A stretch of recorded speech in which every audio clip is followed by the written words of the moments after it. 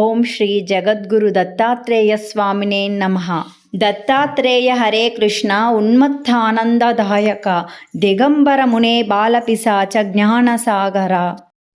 అతి ప్రాచీన కార్త్యవీర్యార్జున పునః ప్రతిష్ఠ దత్తక్షేత్రమే ఈ ఎత్తిపోతల దత్తక్షేత్రము. ఎత్తిపోతల అనే పేరును విభజిస్తే యతి తపస్థలము అని వస్తుంది. కాలక్రమేణా మారుతూ ఉంటుంది.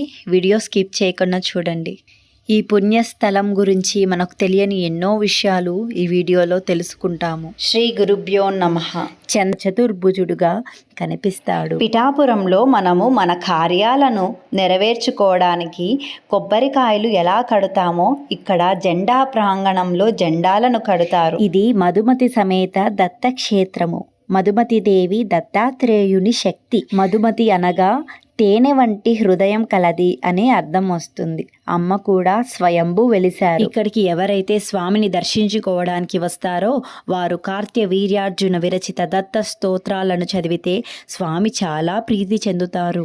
ఇక్కడ తపస్సు చేసుకునే సాధకులకు అలాగే ఉపాసకులకు దత్త భక్తులకు మధుమతీదేవి దర్శన భాగ్యం కలిగిందని చెబుతున్నారు. ఈ తల్లి ప్రతినిత్యము 2-3 సార్లు పైన గల కొండ మీద గుహలో ఉన్న శ్రీ దత్తాత్రేయుణ్ణి దర్శించడానికి వెళతారట.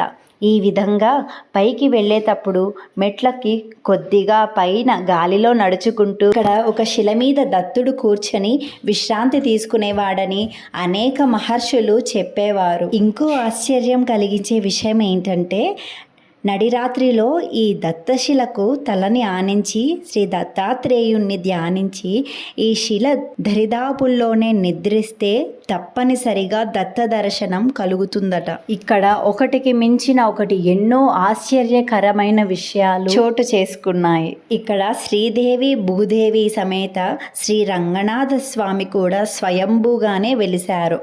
ప్రతి సంవత్సరం వర్షాకాలంలో ఈ మధువంక నది పొంగి స్వామివారి పాదాలను తాకుతుందట.